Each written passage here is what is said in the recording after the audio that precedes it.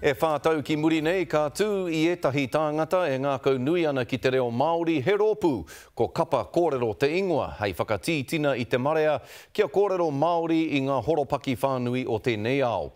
Hei tā te o Kiwa McLean ko oti i tētahi o ngā kai whakahaere i a kapa kōrero tāna tohu a pairua ko kapa kōrero te kaupapa.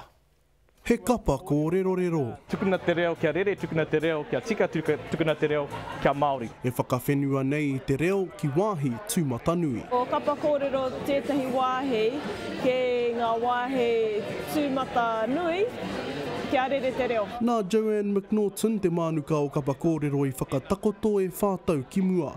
Pōpare atu pōpare mai hui tahi ai e nei mumu reo ki te whiu i te kōrero. E te hiakai mātou ki te kōrero, nā reira e whakaaro mātou, whai muri te akoranga, ia haora ia wiki, kia kotahi atu mātou ki tētahi wharekai, e mātou ki te reo Māori, i te wharekai ako, e kōrero mātou mō ngā mahi o iara. Me te hakua o Tia McNaughton tana tohu pairua, e hāngai puana kia kapa kōrero. He tino kōingo kei roto i au.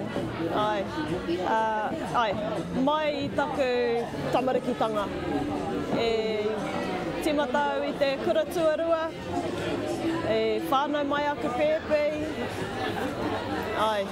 Tōna whārau katoa me mao kapa kōrero huri i te motu, me te hakua tahuri katoa te ao o etahi, nā tēnei kaupapa. I timatau ki te whai te reo, e pōhehe ana he Pākehā noa hau. Engari, mai tōku whai ki te reo Māori, kua ako au ki kua kiti e au tōku whakapapa Māori no kai tahua hau.